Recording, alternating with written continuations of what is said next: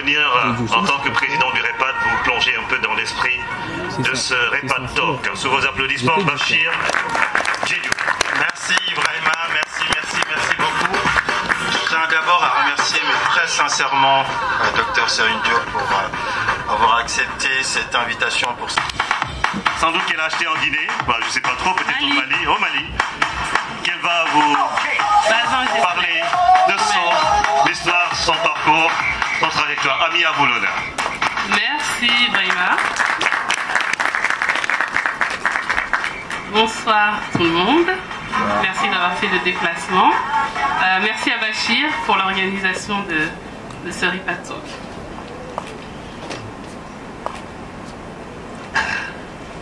Le jour où Bachir m'a dit « Ami, c'est toi qui vas faire le REPAD Talk le premier, le 5 mai 2022 », dans ma tête, je me suis dit « Oh non, flemme, grosse flemme ».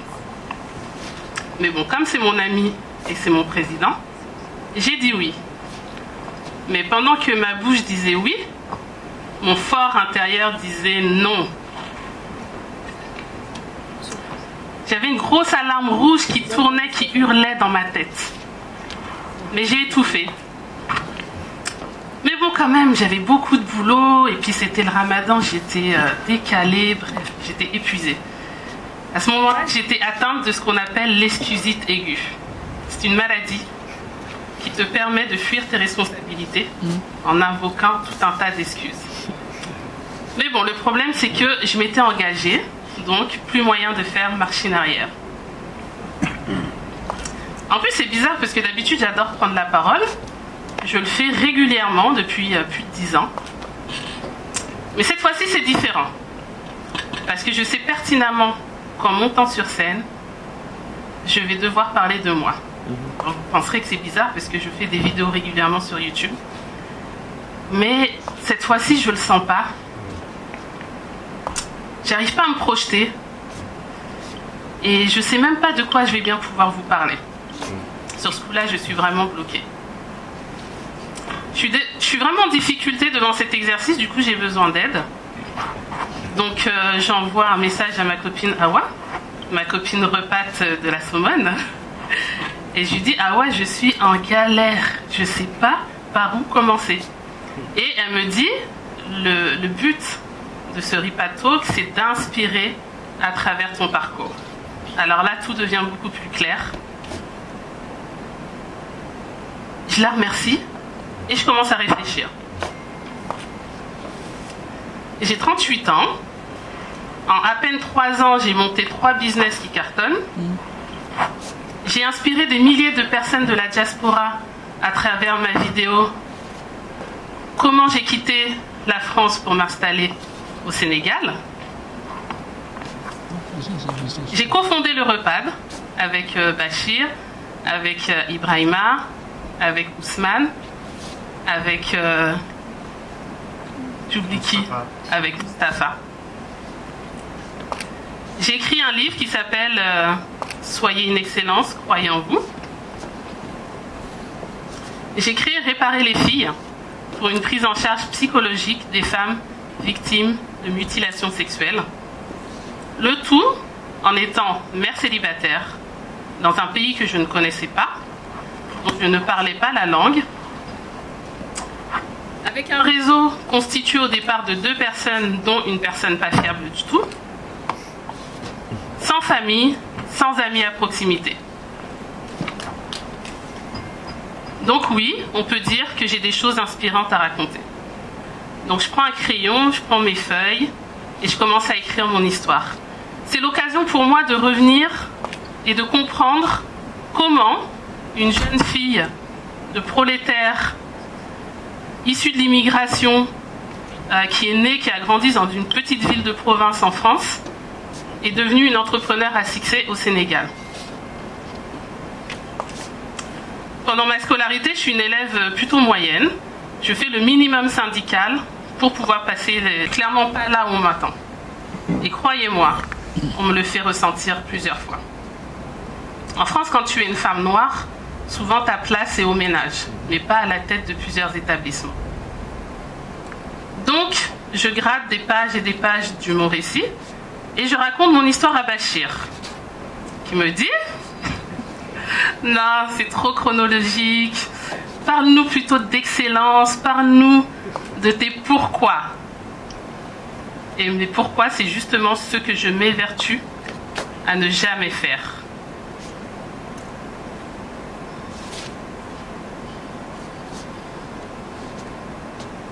Parce que mon pourquoi est violent. Parce que je suis devenue une femme ambitieuse qui réussit, non pas par souci d'excellence, mais par rage. Mon histoire fait mal. Mais je vous avoue qu'au plus profond de moi, je savais qu'un jour, je devrais la partager sans honte et sans peur. Parce que mon authenticité m'oblige à être honnête avec vous. Aujourd'hui, je vais être sincère avec vous. La vraie raison qui fait que je suis une femme qui réussit, c'est que je n'ai pas le choix. C'est marche ou crève. Je suis une femme noire qui a grandi en province dans les années 80. Je suis une fille, benjamine d'une fratrie de 6 enfants, composée de 5 garçons. Mon père est ouvrier gambien, ma mère est femme de ménage malienne. Mes parents se séparent quand j'ai 3 ans, et donc on passe par les foyers avant de trouver un HLM au quartier. Je suis une petite fille de 5 ans, toute excitée à l'idée de prendre l'avion pour la première fois pour me rendre au Mali. Je pars avec toute mon innocence. Je reviens sans mon clitoris. Je suis une gamine apeurée, traumatisée, en colère, qui grandit en faisant bonne figure, mais qui au fond en veut à la terre entière et qui n'a qu'une envie, disparaître.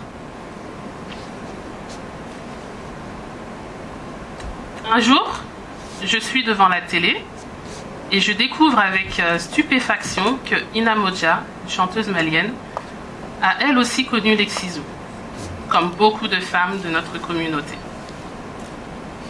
Lors d'un événement, Ina Modja remercie le docteur Foldes de l'avoir réparé. Pour moi, c'est une révélation. J'appelle mon frère Ba et nous allons ensemble rencontrer ce fameux docteur. C'est mon héros à moi. Il me répare.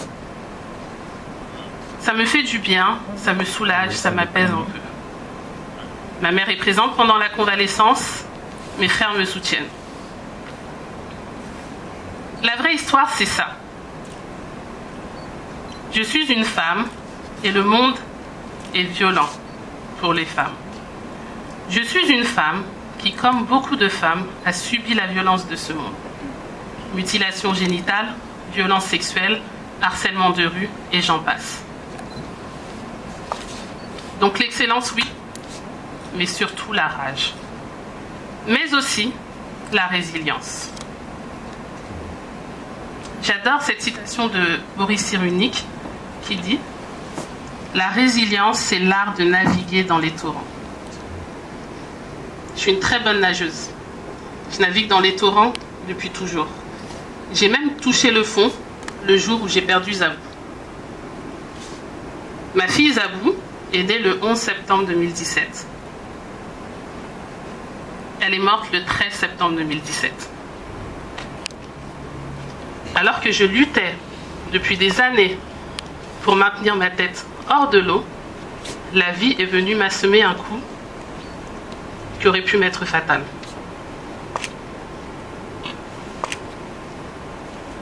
Ce drame aurait pu me briser. Mais ce fut ma renaissance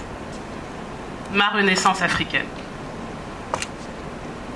Car au lieu de succomber à ce coup dur, je me suis relevée et j'ai pris la décision de vivre une vie heureuse et épanouie. Encore une fois, je n'ai pas le choix. Isia, mon aînée, a 5 ans. Elle attend sa petite sœur avec impatience.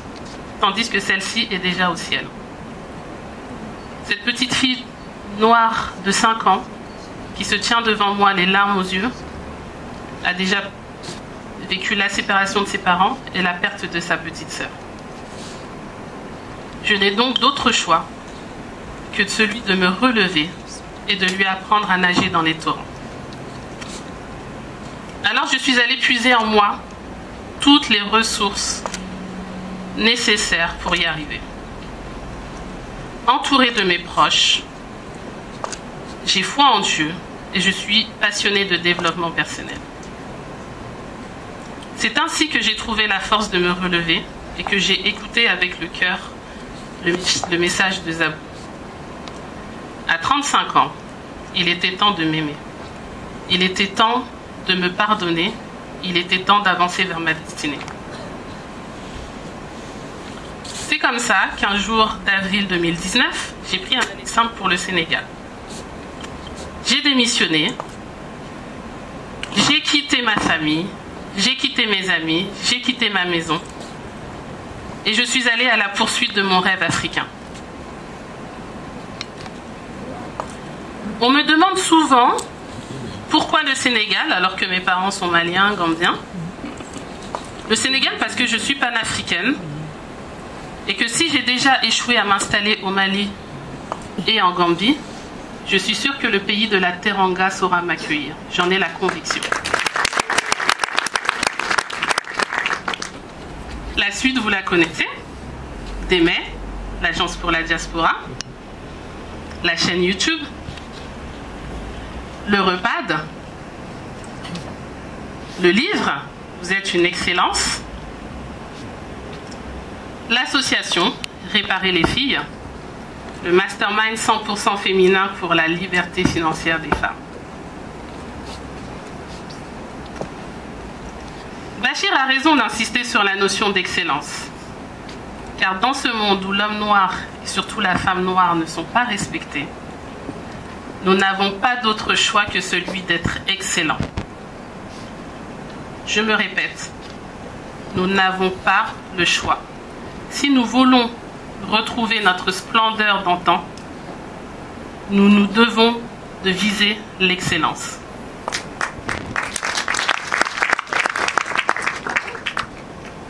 Malicounda Diaspora, c'est ça. Avec mon associé Amadou, nous avons décidé d'unir nos forces pour aider la diaspora à investir l'Afrique. Pas seulement investir en Afrique, investir l'Afrique. À travers Malicounda Diaspora, pour que les enfants de la diaspora et les enfants du continent se retrouvent autour d'une vision commune, afin de construire une Afrique forte, une Afrique économiquement puissante et unie. Aujourd'hui, Malicounda Diaspora, c'est une communauté de plus de 500 propriétaires terriens africains, afrodescendants, amoureux de l'Afrique, qui bâtissent ensemble un quartier panadiasporique et panafricain sur la petite côte au Sénégal. On me demande encore pourquoi le Sénégal. Je suis africaine et Dieu m'a guidée vers le Sénégal pour y accomplir ma mission de vie, tout simplement. Démé, qui signifie aider en bambara, c'est ma mission de vie. Aider la diaspora à investir au pays, à s'y installer, à y entreprendre, c'est ma mission de vie. Prouver à travers mon parcours qu'on peut briser de la reproduction sociale, c'est ma mission de vie.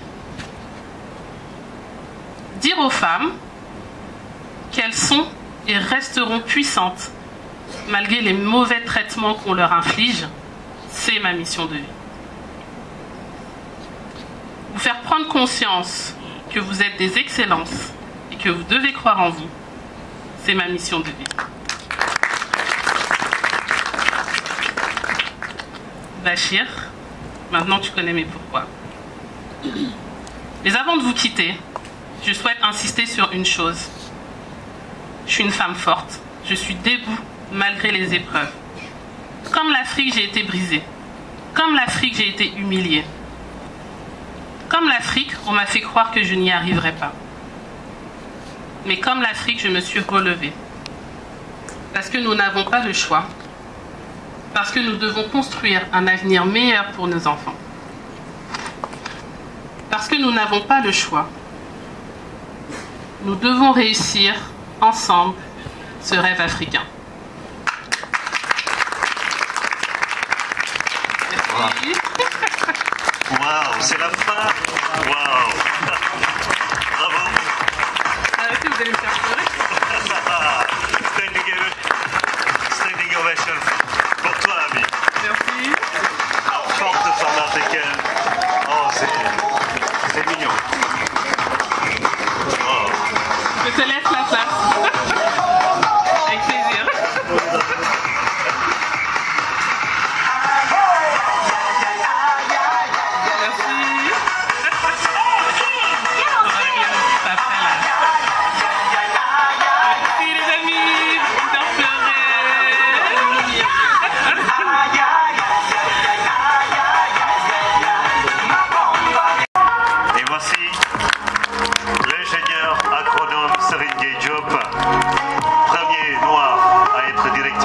Dans la grande multinationale Nestlé. You welcome my brother. Il parle sérère, anglais, français, chinois, que sais-je encore. Voilà. On va ouvrir son micro comme ça. Parce que le son qu'on vous a mis, c'est pas un son gratuit, c'est Remain. You have to remain. Yeah. So. Allez, merci le maire. J'espère que vous m'entendez. Bachir, ce soir, en fait, j'étais venu plutôt pour partager. Partager une expérience d'abord intellectuelle, académique. Partager une expérience humanitaire, le lycée Fantôme de Sandiara. Partager une expérience politique au sens du développement communautaire. On vous a dit que je suis maire d'une commune de Sandiara qui est devenue, en tout cas, en matière économique, aussi un exemple peut-être pour la région ouest-africaine. Mais je suis aussi venu partager l'optimisme de l'Afrique. Je vais d'abord peut-être vous parler juste de moi-même, ça a été fait dans le film, mais juste vous dire que les conditions dans lesquelles j'ai grandi, entre Dakar ici et Sandiara, entre l'école coranique et l'école française, c'était très difficile. Il n'y avait même pas d'école à l'époque à Sandiara. Il y avait une seule école primaire pour 30 villages. On était 100 au primaire, 100 élèves. J'étais le seul à avoir l'entrée en 6e au CM1. Donc vous imaginez le taux de perte qu'on avait à l'époque. Ensuite, je suis parti à Kaolack, Gaston Berger. L'histoire, vous la connaissez. Mais comme j'étais brillant, on va le dire comme ça, j'étais toujours premier, j'étais fort dans les matières scientifiques. Alors je n'avais pas beaucoup de problèmes en fait dans les écoles. Mais par contre, j'étais très touché par le sort des autres.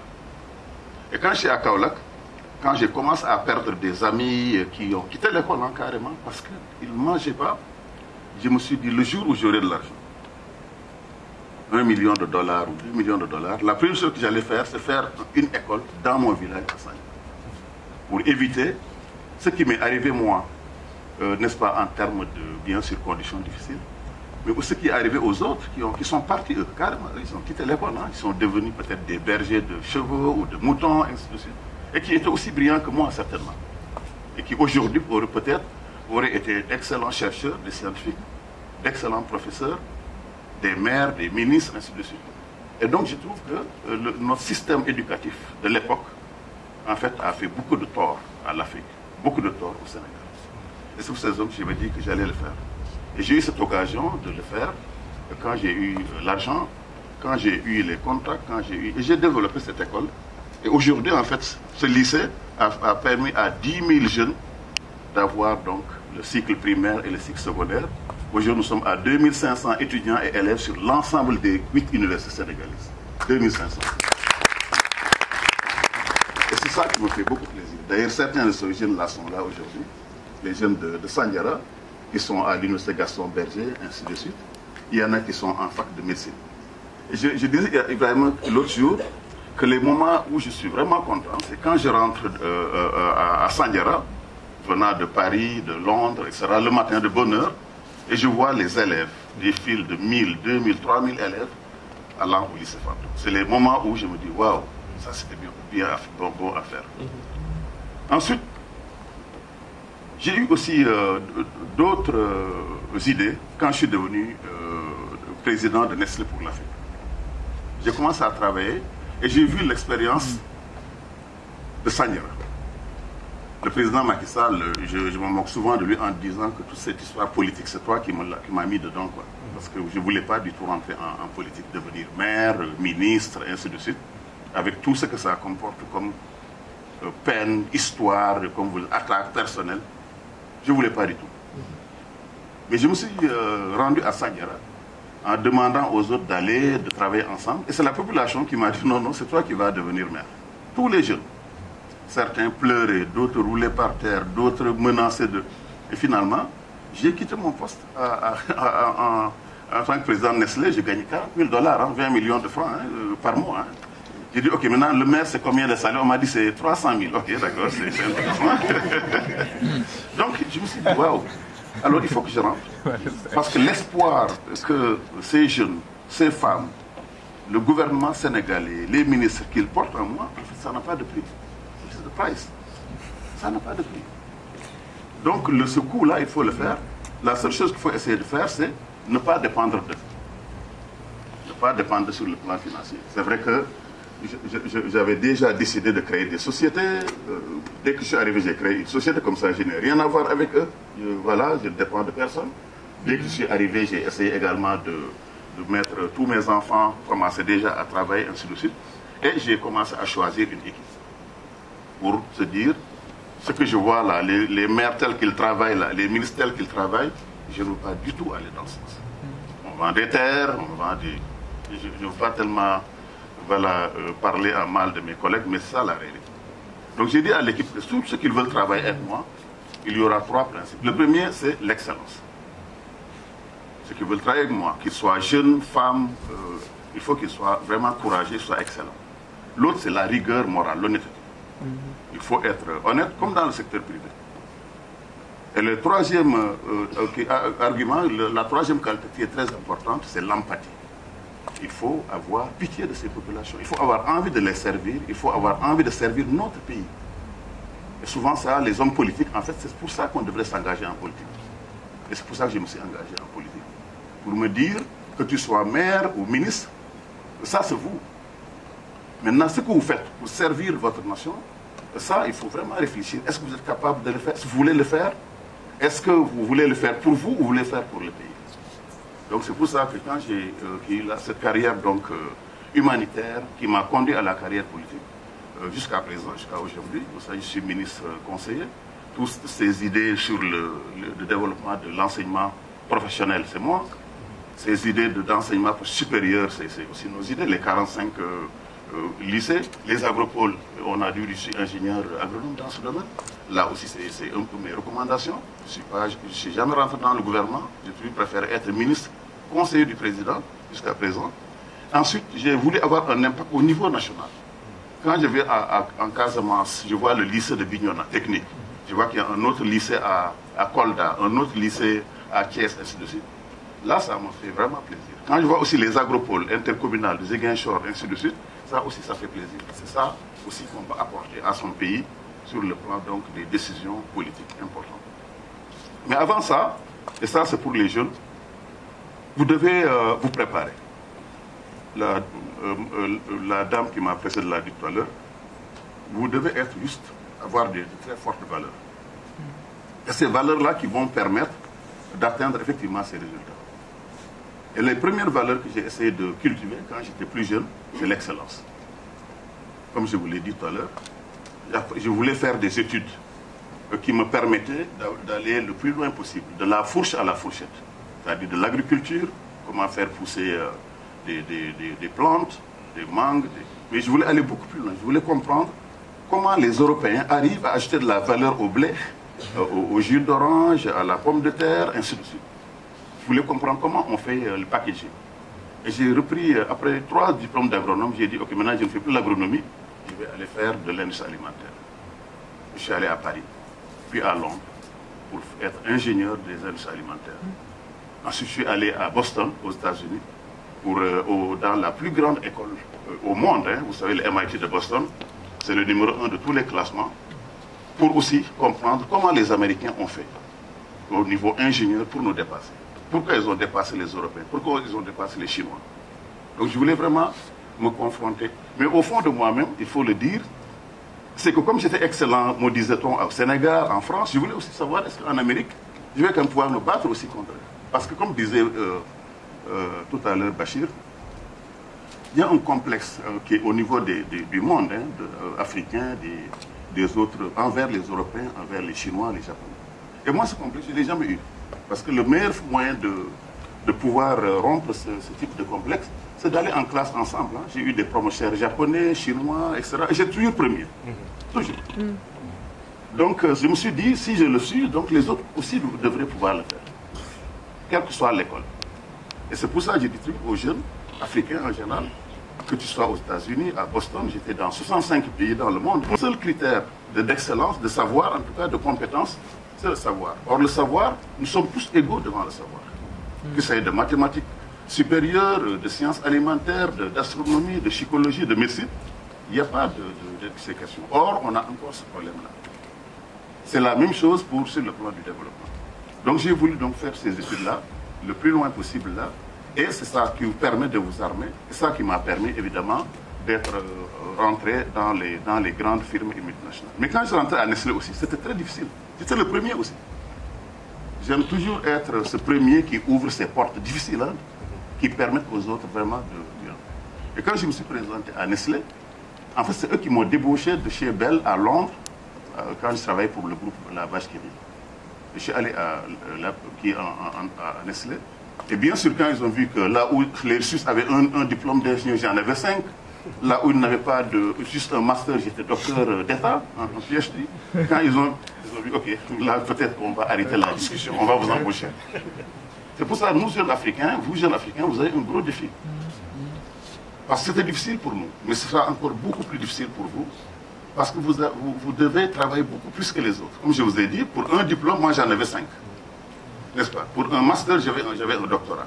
Ça veut dire que si on veut se comparer aux autres, il faut d'abord faire ce qu'on appelle un SWOT de nous-mêmes. Quelles sont nos forces? Quels sont au niveau politique? Parce qu'au niveau politique, on m'a dit que justement, les engagements que tu prends, en fait, tu n'es pas obligé du tout de les respecter. Et c'est là où j'ai un problème aussi avec les hommes politiques. Peut-être c'est pour ça que je ne suis pas encore devenu ni ministre, ni premier ministre, ni président, parce que je respecte mes engagements. Ce qu'on m'a appris dans l'industrie, ce qu'on m'a appris aux États-Unis, ce qu'on m'a appris à l'école coranique, ce qu'on m'a appris en famille. Donc la première valeur, c'est l'excellence. Dans tout ce que vous faites, on ne triche pas. You just go for it. La deuxième valeur qui aussi m'a permis peut-être d'arriver à ce niveau, en termes de réalisation, parce qu'on n'a pas parlé, je vais en parler tout à l'heure au niveau politique, au niveau économique. La deuxième valeur qui est très importante, c'est mon pays, mon village et mon quartier. Si vous n'aimez pas votre quartier, si vous n'aimez pas votre pays, vous n'aimez pas votre village ou votre continent, vous n'allez rien faire. C'est l'empathie, ce qu'on appelle l'empathie.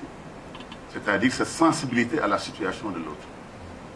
Si vous n'avez pas cette empathie, pourquoi vous devriez faire des efforts pour les autres? On n'est pas en France là. On peut dire quand on est en France, moi j'avais le sentiment toujours que eux, voilà, ils ont réglé leurs problèmes. Ce n'est pas à moi de régler leurs problèmes. Parce que moi j'ai des problèmes beaucoup plus sérieux, de famine, de froid, de santé que je dois régler. Donc ce patriotisme, en fait, c'est très important pour nous. Si on ne l'a pas, en fait, on ne pourra pas vraiment servir notre continent encore.